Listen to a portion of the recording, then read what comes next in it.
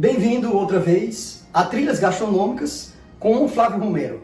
Se você ainda não se inscreveu, se inscreva, ative o sininho de notificações, compartilhe com os amigos, divulgue. Seguramente é o alimento universal, utilizado em todos os continentes, por diversos povos, simples, mas que está diretamente associado à nossa vida cotidiana. Pão. Hoje nós vamos fazer para vocês uma receita de pão clássico, rústico, tradicional, utilizando apenas farinha de trigo. Neste caso eu vou utilizar farinha de trigo integral, o fermento biológico seco, sal, água e o detalhe dessa receita, azeite. Vocês vão encontrar várias receitas de pão rústico sem utilização de azeite. Também fica bom. Mas essa receita, como é uma receita que vem da Itália, vem da Espanha, tem que ter azeite. Tem que ter azeite. E pão está muito relacionado com as questões religiosas, com a Eucaristia. Eu vou usar um azeite especial que recebi de presente na Espanha e que tem um rótulo, um nome muito especial. Espírito Santo. Nada melhor do que fazer pão com o Espírito Santo junto, né? Primeiro passo para fazer o pão clássico é colocar em 300 ml de água morninha, muito morninha, nada quente.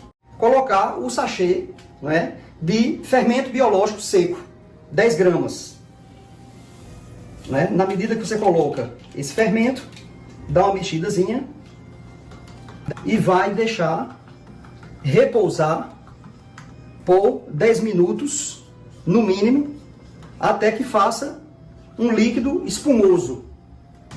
E vai a primeira informação sobre o pão. Esse passo é um passo extremamente determinante para que o pão fique bom. Ou seja, a fermentação com a levedura, né?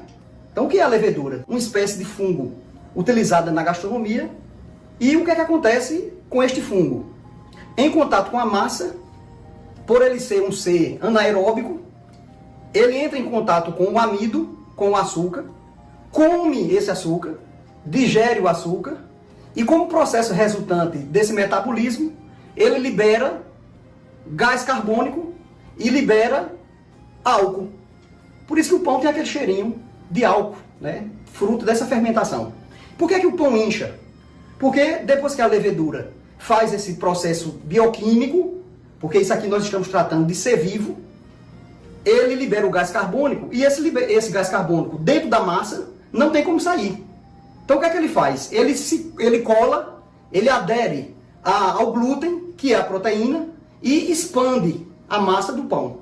Tá certo? Então tudo é um processo biológico utilizado há milhares e milhares de anos. Eu vou explicar mais para frente quando foi que começou a se fazer pão utilizando esse processo de fermentação. Vamos iniciar agora a mescla dos ingredientes. Então, no recipiente, você vai colocar 500 gramas da farinha que você escolheu, faz um buraquinho aqui no meio e coloca o sal, né? Uma colher de sobremesa de sal. Mistura um pouco, faz aqui um buraquinho no meio e vamos agregando aos poucos o fermento, a levedura, vai agregando e mexendo. Vamos agregar o ingrediente que eu falei para vocês, que vem das receitas da Península Ibérica, do Mediterrâneo, que é o azeite. 1,5 colher, 2 colheres do azeite. Segue mexendo. Se você perceber que ainda está muito seca, agrega mais um pouquinho da levedura, da água, né?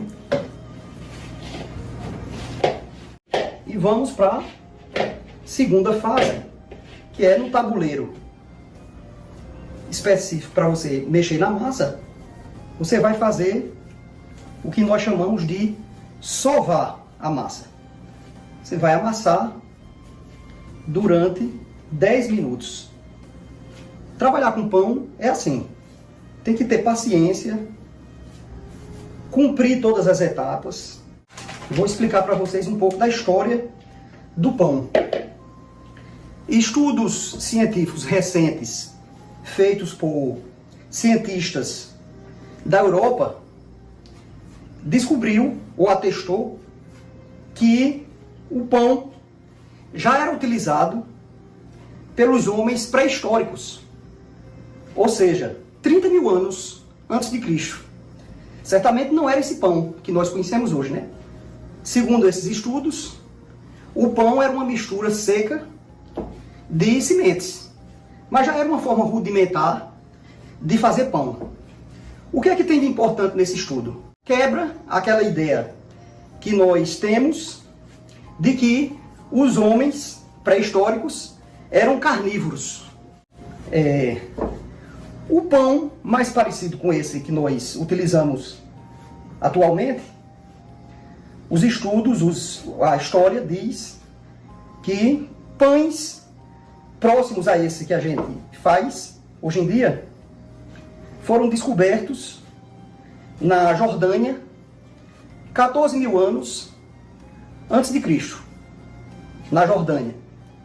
Depois, por volta de 10 mil anos, 12 mil anos, também há registros na Mesopotâmia, que hoje é o Iraque. No entanto, tanto na Jordânia quanto no Iraque, na Mesopotâmia, não se utilizava fermento no pão.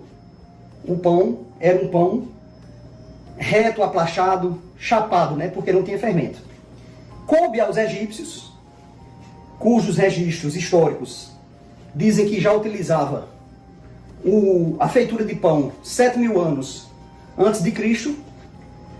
Por volta de 4 mil anos antes de Cristo, os egípcios descobriram a fermentação. Eles aproveitavam o bolor, que é aquele mofo preto que nasce no pão quando passa do dia, né, quando ele está adormecido.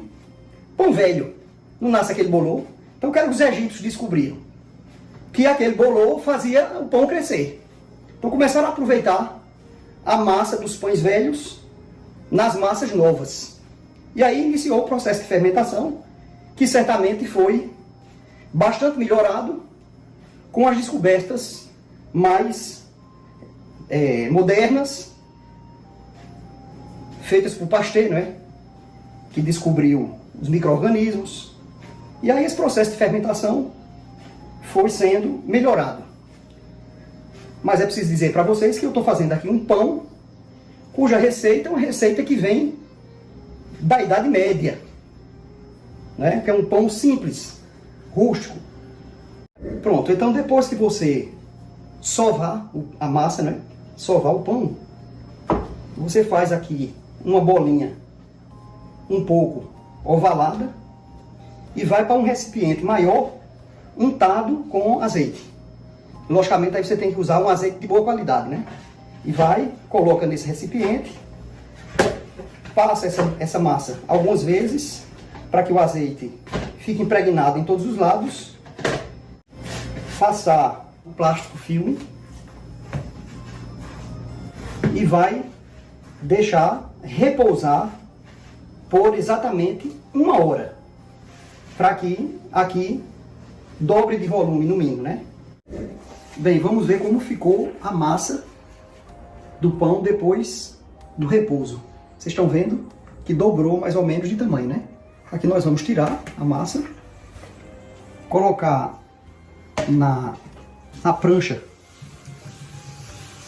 com um pouquinho de farinha. E aqui a gente vai simplesmente com o pulso fazer um pouquinho assim. Não vai sovar a massa, né? Vai só fazer assim, um pouquinho com o pulso, para tirar o excesso de gás carbônico. E agora a gente vai dar a formazinha que nós queremos, né? E vamos colocar no outro recipiente. Esse outro recipiente, vocês estão vendo, é uma formazinha. Qualquer recipiente, dependendo do formato que vocês queiram o pão, né? Pode fazer essa mesma massa para fazer pão tipo pão francês, tipo baguete, né? Esse não, eu quero redondo, pão rústico. Aí eu vou botar nessa formazinha untada com azeite uma forma pequena. Por quê? Porque a massa, se ela se expandir demais nas laterais e você botar numa forma grande, o pão vai perder a altura. Então tem que ser numa forma compatível com o tamanho do pão que você quer. Aqui nós vamos colocar.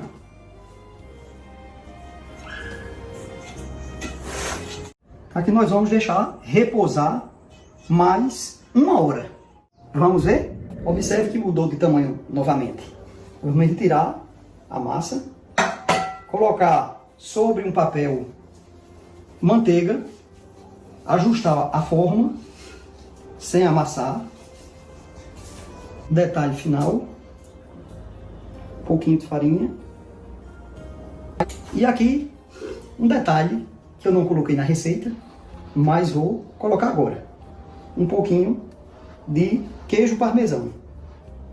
E mais um detalhe que é importante, uma dica importante na hora de botar o pão no forno. Vamos ver? Aqui no forno existe uma forma sem nada dentro, vazia. Você vai agora criar um vapor.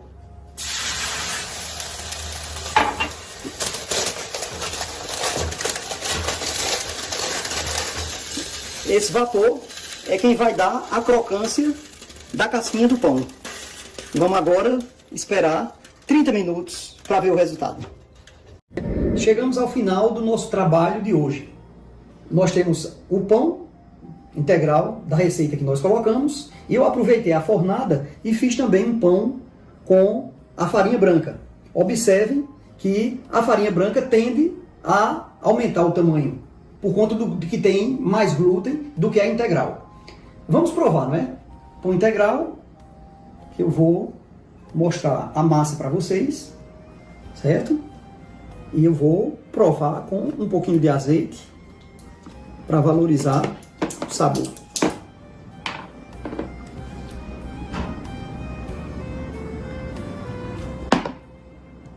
Como se diz, a moda espanhola.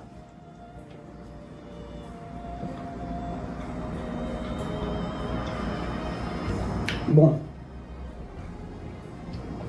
e aproveitar também para provar um pouco do pão branco. Todos dois saídos do forno há pouco tempo. E aqui eu vou colocar uma manteiguinha, não é?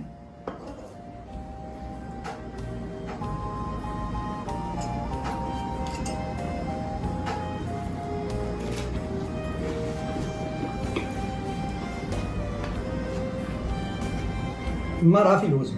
Agradecer mais uma vez a atenção de vocês. Um forte abraço e até o próximo vídeo.